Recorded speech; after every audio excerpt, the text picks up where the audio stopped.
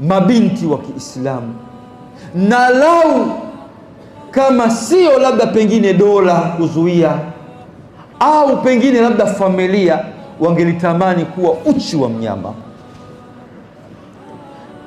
Ni watoto wa Kiislamu hawa, ukiona jinsi gani wanavyojirusha na kujiposti kwenye mitandao ya kijamii, utasikitika sana, utahuzunika.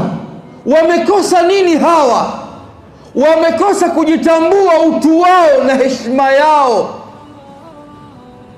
Thamani ya mwanamke, thamani ya mwanamke, dada zangu, huwezi ukaipata isipokuwa kwenye haya.